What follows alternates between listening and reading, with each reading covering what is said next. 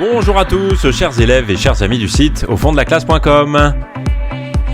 Dans cet épisode, nous allons voir l'un des différents types de propositions subordonnées, les relatives.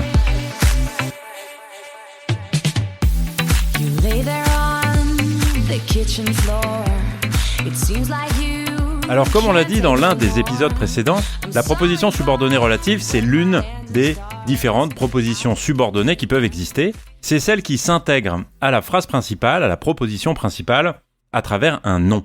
Autrement dit, elle a une fonction qui est semblable à celle d'un adjectif épithète ou d'un complément du nom. C'est une expansion du nom, comme on dit, c'est-à-dire qu'elle est à l'intérieur d'un groupe nominal. Et elle est placée donc sous la dépendance d'un nom qui est le noyau du groupe nominal, qu'on appelle l'antécédent, et elle est introduite par un mot subordonnant qui est un peu spécifique, qui s'appelle un pronom relatif.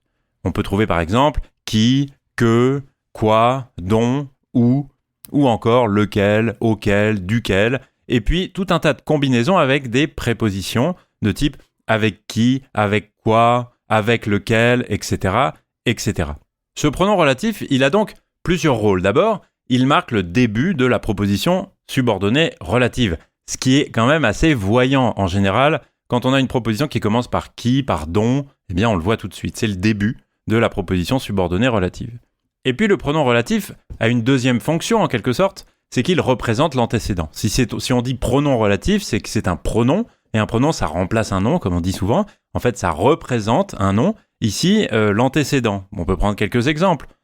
Paul est le garçon qui a volé mon sac.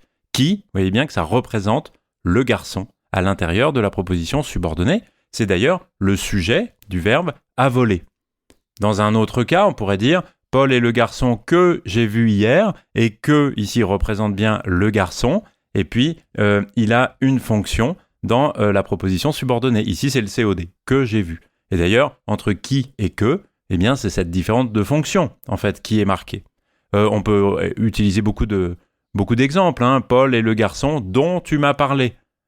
Dont, ici, représente le garçon, il représente toujours l'antécédent, et puis il a une fonction dans la proposition subordonnée. Ici, c'est un complément du verbe parler, dont tu m'as parlé, qui est introduit par une préposition de, donc on pourrait dire que c'est une forme de COI, quelque chose comme ça.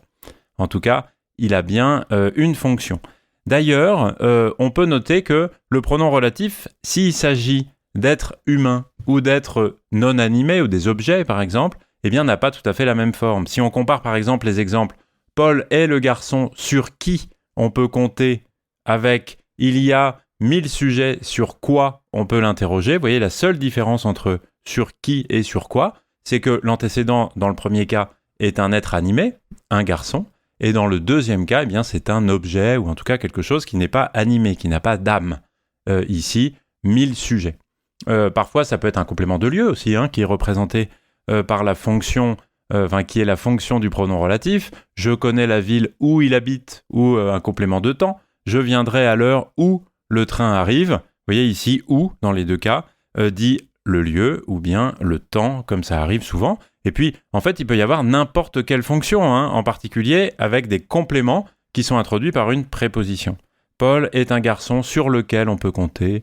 Il y a 1000 sujets sur lesquels on peut l'interroger. Je connais la ville dans laquelle Paul a vécu, etc., etc., etc. On peut trouver évidemment une multitude, une infinité d'exemples avec des pronoms relatifs. En tout cas, ce qui est très important, c'est de repérer que la proposition subordonnée relative s'introduit dans la phrase principale à travers un nom. Ce nom, c'est l'antécédent, et cet antécédent est représenté par un pronom relatif, qui occupe une fonction à l'intérieur de la proposition subordonnée relative. Ça, c'est le cas le plus courant, et c'est sur ces cas-là qu'on va vous interroger. On peut seulement ajouter qu'il y a un autre cas possible, c'est une proposition subordonnée relative substantive, comme on dit, c'est-à-dire une subordonnée qui n'a pas d'antécédent, mais qui fonctionne seule avec le pronom relatif qui vaut à la fois comme antécédent et comme pronom relatif en quelque sorte. Si on dit dans un proverbe, par exemple, « qui m'aime me suive », eh bien, « qui m'aime », vous voyez que c'est comme si c'était une relative sans antécédent. Celui qui m'aime, que celui ou celle qui m'aime me suive. Et qui, ici, se suffit à lui seul, donc c'est une proposition subordonnée relative sans antécédent. On peut aussi dire, par exemple, « j'interroge qui je veux. Et là, c'est encore un cas qui est un peu limite en fait, d'une forme de relative. On pourrait hésiter avec une interrogative indirecte, mais je crois que c'est plutôt une relative. Qui je veux. J'interroge celui que je veux. Autrement dit, donc on a une forme ici, mais il y a quand même peu de chances qu'on vous interroge sur tout ça, de propositions subordonnées relatives sans antécédent. Voilà ce qu'on peut dire sur les propositions subordonnées relatives. Je vous invite à regarder le cours, la leçon complète que vous pouvez trouver sur le site aufonddelaclasse.com, que vous trouvez dans la bio de cet épisode et dans la bio du podcast. Je vous dis merci beaucoup de m'avoir écouté et à très bientôt. Ciao, ciao. You lay there on the kitchen floor.